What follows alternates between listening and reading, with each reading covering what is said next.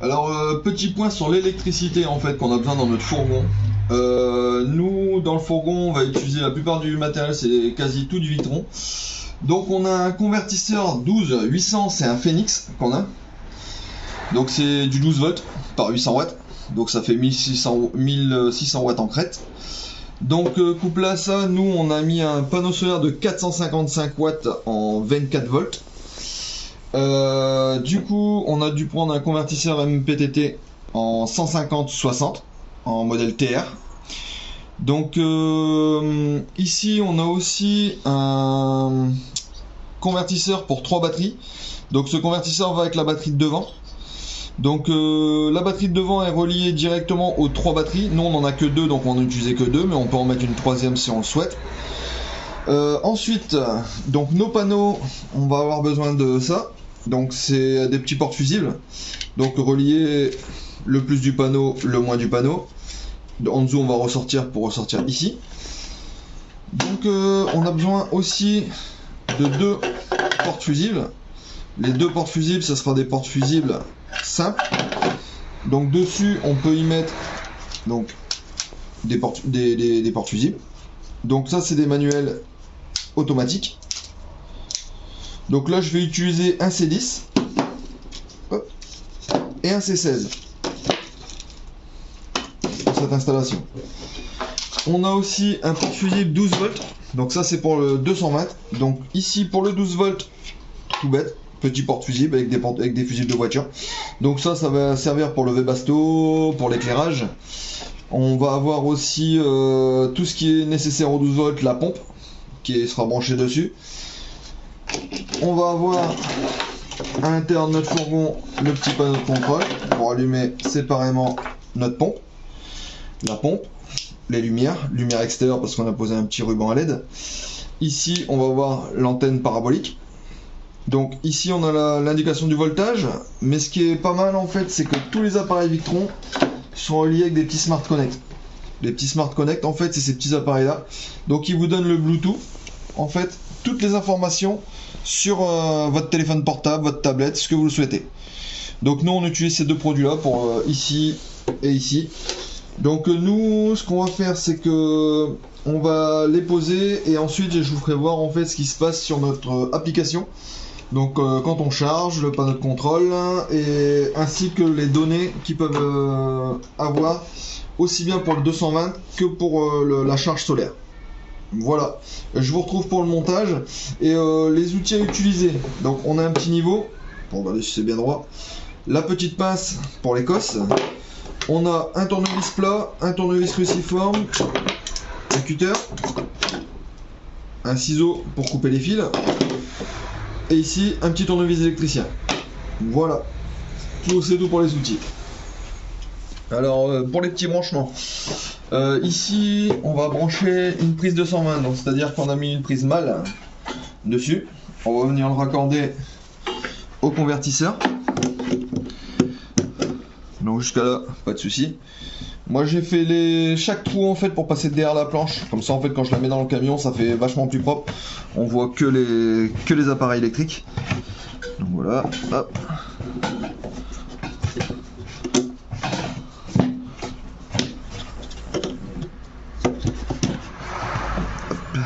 Là c'est bon. Donc ici je viens le raccorder juste sur le dessus de mes appareils. Donc là moi je passe en dessous.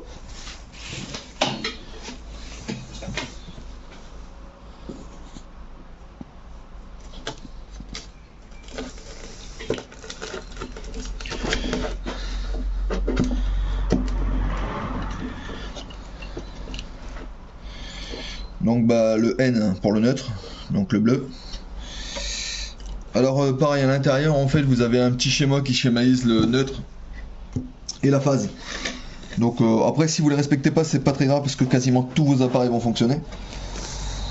Mais c'est simplement si vous avez une chaudière. Si vous avez une chaudière alimentée dessus, la chaudière elle se mettra pas en route parce que vous avez une sonde de ionisation dessus. Et la sonde de ionisation c'est une polarité. Donc un peu comme chez EDF en fait quand ils vous envoient du courant en fait, ils vous envoient des fois avec une mauvaise sonde de ionisation. Et en fait cette sonde fait que vous avez plus de courant. votre chaudière elle dit voilà je suis plus alimenté, donc vous avez plus rien du tout. Donc pour ceux qui ont des gros camions où ils ont la chaudière dessus, donc c'est très important. Donc là ma terre je vais venir la raccorder par la suite avec toutes mes autres terres. Donc je la mets sur le côté avec un domino. Ça ce sera pour toutes mes installations du camion en fait qui vont remonter ici. Donc je vais pas grand chose, hein, je vais avoir 4 prises il me semble. Mais ça sert pour un batteur, ce que vous voulez, mais mettez toujours la terre parce qu'en fait lui il va détecter la terre et en fait vous avez une petite terre de l'autre côté, ça faut la raccorder sur la masse du camion. On ne sait jamais, si jamais vous venez toucher la masse du camion, vous avez une machine à laver ou autre dans votre fourgon, ça vous servira tout le temps. Donc jusqu'à là, pas de souci. Donc ici de l'autre côté, vous avez un positif, un négatif. Ça sera raccordé aux batteries. Ça sera quand je mettrai la planche dans le camion, je faudrai raccorder mes batteries par ici. Le positif, le négatif. Donc de là, on va prendre ici, on va voir l'arrivée par le haut. En fait, ça va être mon arrivée de mes panneaux qui va venir se brancher là. Et là, ça va être ma sortie de mes panneaux. Donc la sortie de mes panneaux, on va venir la raccorder ici. Donc pour ça, j'ai besoin de fil. Donc là, c'est du 6 carrés. J'ai du 6 carrés rouge, 6 carrés noir. Donc ça va me servir pour alimenter mes PV, panneaux photovoltaïques, jusqu'à là. Donc là, je les fabrique sur mesure.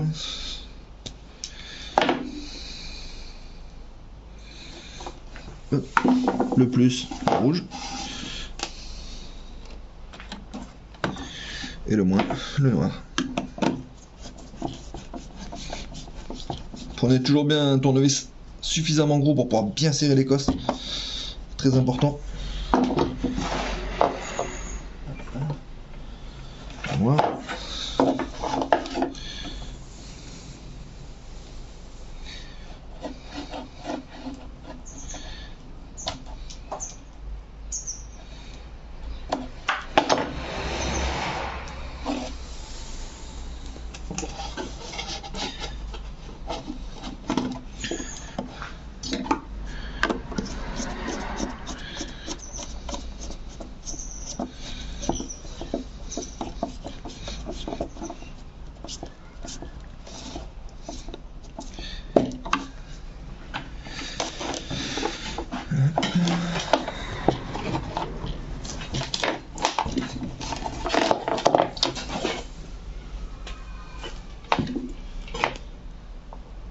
Donc suffisamment assez de fil pour les rentrer dedans.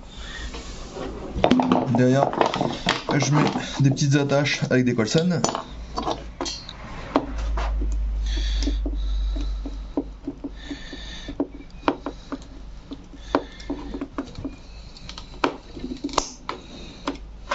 Très pratique le petit ciseau.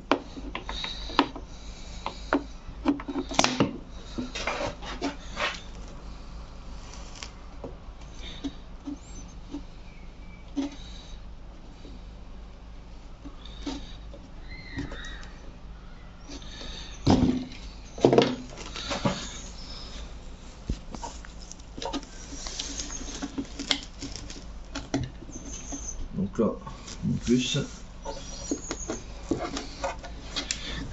Alors peu importe, vous mettez à droite, vous mettez à gauche, en fait c'est deux porte-fusibles pareils.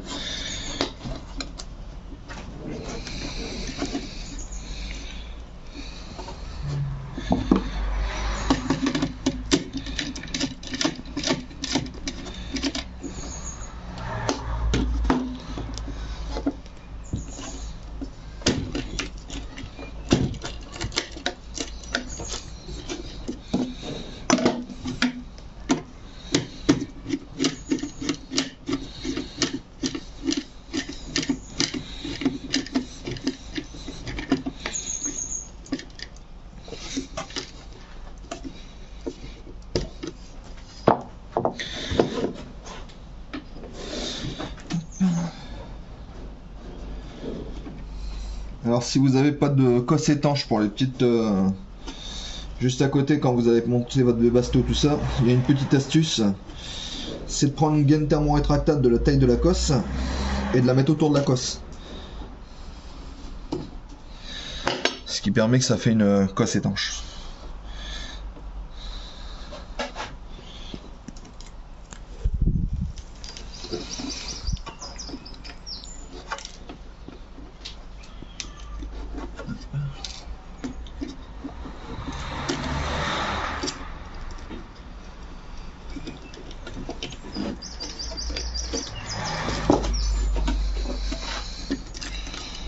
Alors plus le câble est gros, plus il est rigide. Hein. Mais c'est bien du câble souple qu'il faut mettre.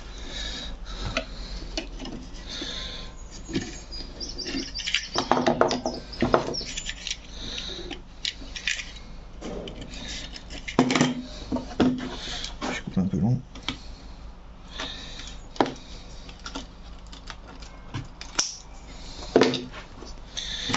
Une coupe de cheveux.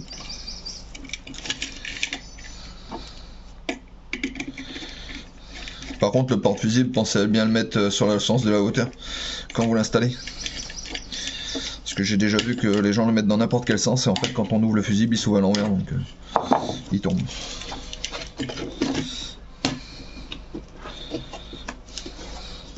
Voilà. Donc là, c'est bon, c'est pareil, c'est opérationnel. Donc ici au-dessus, j'ai mes panneaux solaires qui vont arriver, donc branchés ici. Ils vont redonner ici. Ensuite, j'ai ma batterie qui va fonctionner ici. Donc ça ressort directement la batterie.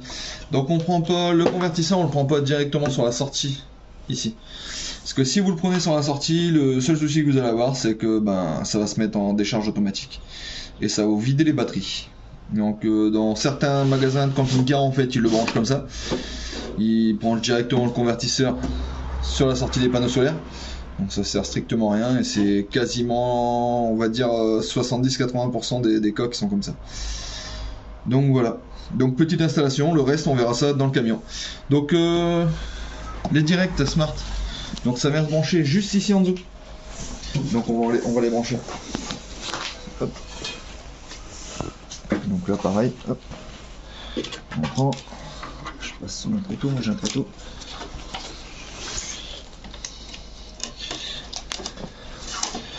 Là il y a des détrompeurs en dessous, on prend le détrompeur. Hop. Et c'est connecté. Donc ici vous allez avoir la petite lumière bleue qui va clignoter, puis après vous aurez directement sur votre téléphone portable la mise à jour, le niveau. Alors pour le raccordement des batteries, donc je fabrique mes câbles moi-même, donc avec une petite cosse à sertir. Le câble je dénude, je mets un petit bout de gaine thermo, je mets ma cosse, une pince à sertir. Alors pour fabriquer les fils de batterie, donc là ça va venir se raccorder juste à mes batteries de l'autre côté. Donc là je sors, je le remettrai après. J'ai mesuré au préalable la distance. Je mets une petite gaine thermo que j'aurai chauffé après. La cosse, c'est les petites cosses à sertir. La pince. La pince je me suis fait prêter. J'en ai pas personnellement. Ça vaut pas le coup d'en avoir pour sertir 3 cosses dans l'année quoi. Donc voilà, hop, on appuie.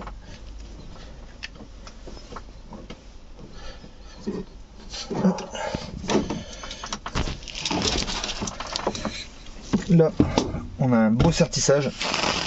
Donc là, on sait que ça va tenir. Ici, on vient mettre le bout de gaine thermo. Bon, normalement, on fait ça avec un décapeur. J'ai pas de décapeur non plus. Vous allez dire on n'est pas outillé, mais nous on vit dans le camion donc on est au strict minimum. Bon, au briquet ça va très bien aussi. Hop.